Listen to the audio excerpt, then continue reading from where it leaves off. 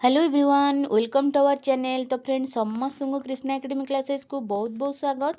तो आज आम आर्टिकल 25 रु 28 जोटा कि आमर right of freedom of religion जोटा कि आमर रही 25 रु 28 पर्यंत रही। तो आम गोटे गोटे आर्टिकल एबे पूरा डिटेल्स रे पढ़ा। तो चलतु स्टार्ट करवा वीडियोटी। तो जो मैंने देखुं सब्सक्राइब करना सब्सक्राइब करनी आगु को बहुत भल भल वीडियो आपण मानक नहीं आसबि। आ जो मानक नोट्स दरकार जोटा कि डिटेल्स नोट्स दरकार तो आमर गोटे पेड टेलीग्राम चैनल अच्छी जोटा कि पूरा लाइफ टाइम आपण सेटा रहिबो। जोटा कि 499 रे आपण जॉइन हो पारे। पूरा लाइफ टाइम रहा आपण सबुदिन सेटा से टेलीग्राम चैनल रे आपण पढ़ी पारिबे।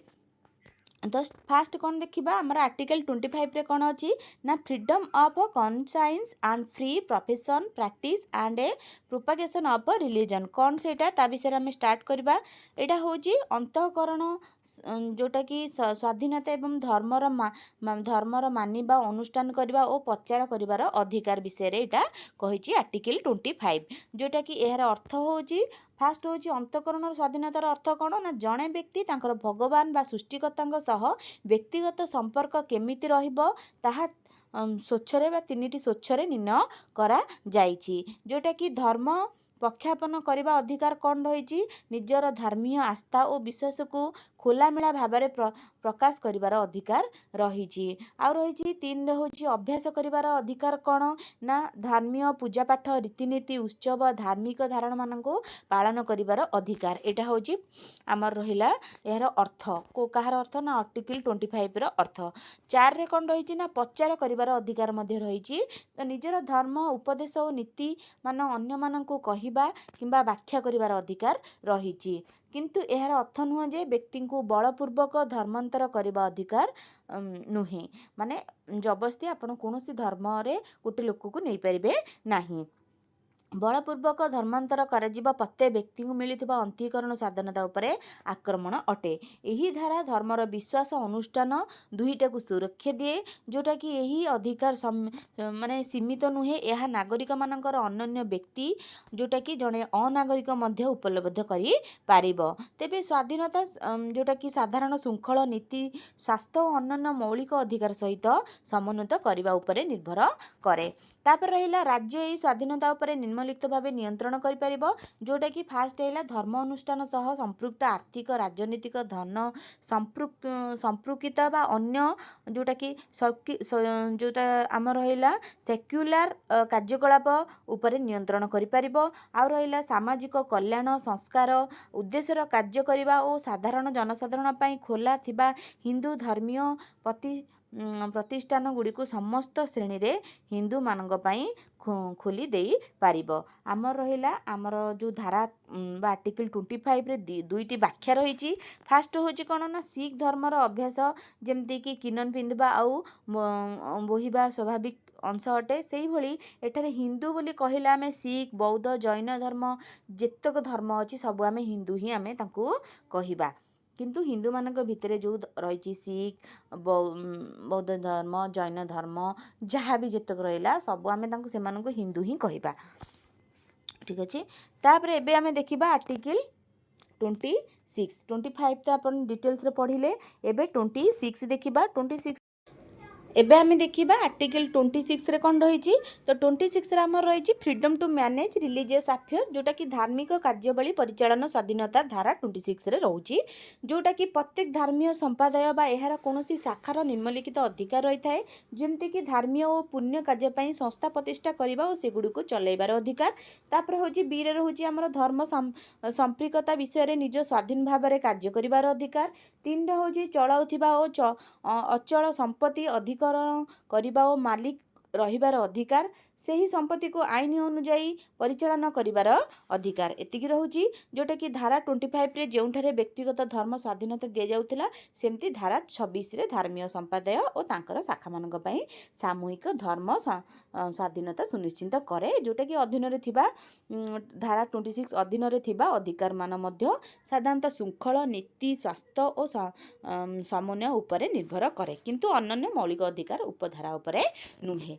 तापर आमे देखिबा सुप्रीम कोर्टर मतामत धार्मिक संपादक भाव ग्रहण पर 3टी शर्तावली रही जोटा कि यह एमिति लोक मानकर गोष्ठी होगा दरकार जो मैंने एक धार्मिक विश्वास और उपदेश प्रणाली उपरे आस्था रखती एवं जहाँ से माने तांकर अंगिक मंगल पाई उपयुक्त भाव में मानि था। 2 रे कौन रही एक साधारण संगठन थिबा दरकार। 3 रे होची एक निर्दिष्ट अलग नाम परिचित करिवार अधिकार रही। उपरुक्त मानदंड अनुजाई सुप्रीम कोर्ट आमर निष्कर्ष करिथिबा जे रामकृष्ण मिशन आउ रहिला आनंद मार्ग ए दुईटा जो रही हिंदू धर्मर धार्मिक संपादक किंतु औरबिंद समाज को से माने धार्मिक संपादक भावे मान्यता देई नथिले। एति थिला आमर आर्टिकल 26। एबे आमे देखिबा आर्टिकल 27 रे कोन रहुची जोटा कि फ्रीडम फ्रॉम टैक्सेशन जोटा फ्रॉम प्रमोशन जोटा कि प्रमोशन ऑफ रिलीजन धर्म प्रचार पाई कर थोपा जीवार स्वाधीनता अधिकार जोटा कि 27 रे रहउची।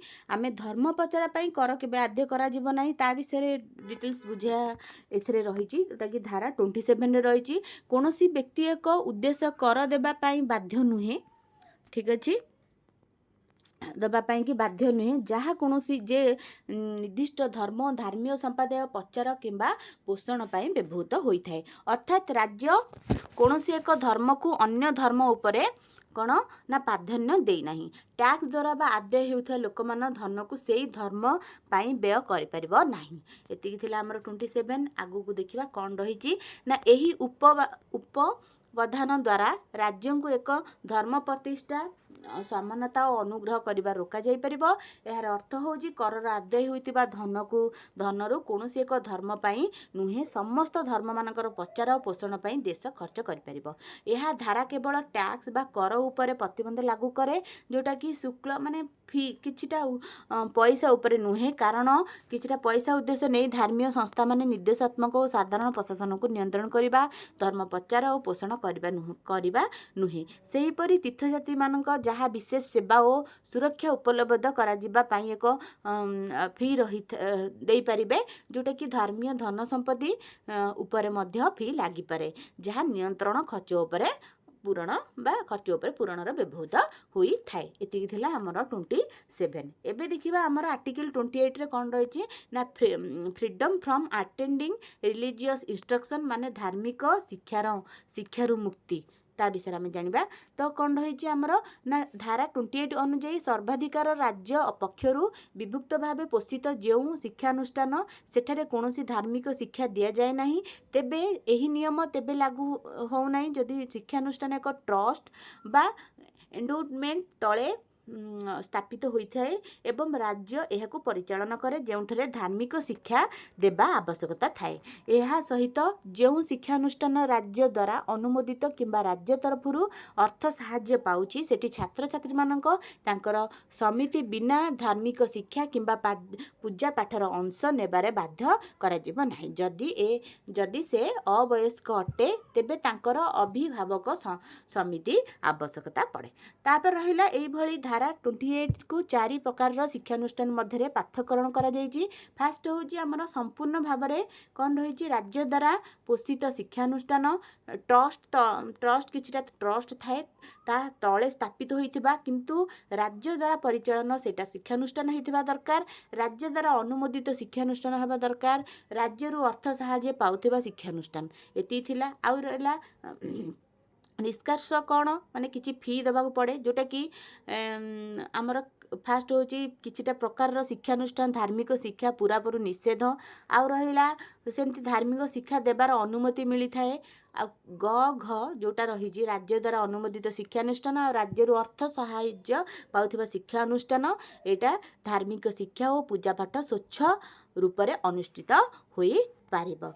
आमर एतिकी थिला 28 आपको आप डिटेल्स रे आउ थे भलसे पढ़े तापर निजे जानबे। तो मुझे जो मैंने पीडीएफ चाहते तो ऑलरेडी मु पीडीएफ ग्रुप रे आमर सेंड कर देजी जोटा कि पेड ग्रुप रही टेलीग्राम चैनल रे 499 आपन देकी पूरा लाइफ टाइम आपन सेठी सबु जहाँ भी मु ओडिया नोट आपन मन को बनाऊँगी सब से सेंड कर दूची आपन जे सेठी पढ़ी परिबे।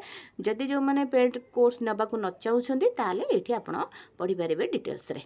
तो चलते वीडियो एंड करबा जदि भल लगी वीडियो निहाती भाव में सब्सक्राइब कर दिंतु लाइक करूँ आउ कमेंट दिंतु जहाँफल मत भी भल लगे आपण आहरी भल भल भिडियो मुझे आनीपारि तो भिडियो एंड करवा जो मैंने देखी से बहुत बहुत धन्यवाद थैंक यू।